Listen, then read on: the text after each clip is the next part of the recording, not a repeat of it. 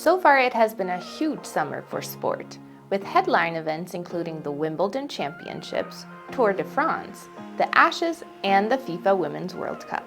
Carlos Alcaraz became the 5th Spaniard to take a Wimbledon singles title, claiming victory and handing Novak Djokovic his first Wimbledon center court loss in 10 years. Marketa Vondrousova claimed a stunning victory, becoming the first unseeded woman to make the final in 60 years, and at number 42 in the world, the lowest-ranked woman to win a singles title. 2023 saw crowd numbers increasing, exceeding pre-pandemic levels.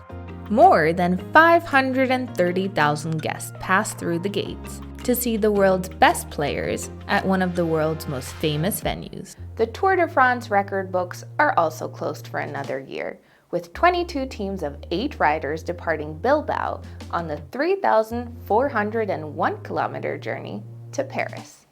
This year's tour was one of the fastest on record, with Danish rider Jonas Vingegaard winning the tour at an average of 41.43 kilometers per hour. It's Vingegaard's second time claiming victory on the tour, making him just one of the 21 people to win multiple titles. The FIFA Women's World Cup also got underway in July, with host nations Australia and New Zealand both winning their opening matches. This year's FIFA Women's World Cup could be the biggest women's sporting event in history, with a total forecast attendance of 1.5 million and ticket sales generating nearly $47 million.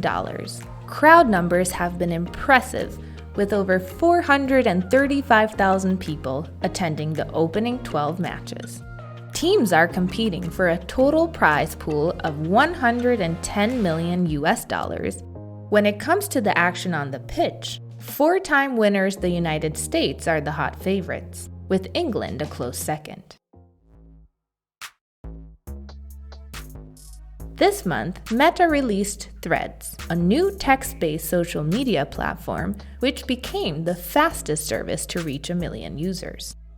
Threads, also called the Twitter killer, looks strikingly similar to Twitter, but aims to be a kinder place than its rival.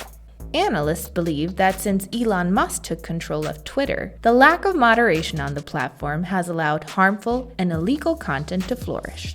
Following the launch of Threads, Twitter went through a branding exercise of its own, changing its name to X.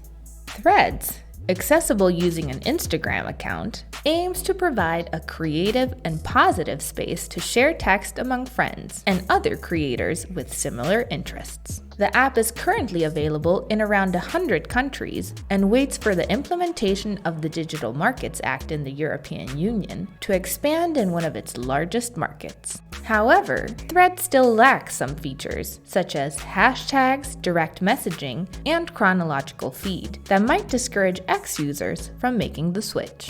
Although the sentiment towards Threads is mostly neutral and positive, daily active users on Threads already dropped from 49 to 23.6 million over the course of a week. So the question still stands: will Threads be able to kill X? Film and television production shut down in the United States in July as SAG-AFTRA, the union representing actors and other performers, joined the ongoing Writers Guild strike. It's the first time in 63 years that the two unions have simultaneously gone on strike, effectively shutting down Hollywood. The bargaining process with the Alliance of Motion Picture and Television Producers came to a halt, with the alliance reportedly refusing to budge on issues such as wage increases, working conditions, and the use of artificial intelligence. Ongoing residual payments are a prominent issue. Under the old business model, certain performers would receive payments as long as the show continued to be aired. Under the streaming model, these residuals are far lower, although revenues for streaming platforms keep on rising. With the writers and performers unions on the picket line, scripted and unscripted shows will both be affected. Streamers such as Disney, Apple, Netflix, and Amazon produce a huge range of original content. and original content appearing on broadcast and cable will also be affected. The decision to strike can't be taken lightly, with more than 400,000 people directly relying on the motion picture and sound recording industry for their income. The most recent writers' strike in 2008 is estimated to have cost the economy around $2 billion. And with no clear end in sight, estimates are emerging that this strike could cost upwards of $3 billion. So far, the public have been behind the strike, with just a small portion of respondents to a recent survey showing opposition. The writer and performer industrial action may be the most prominent strike, but it is one among many taking place across the United States. To find out more about these stories and countless others, head over to Statista and join us next month for another round of Month in Data.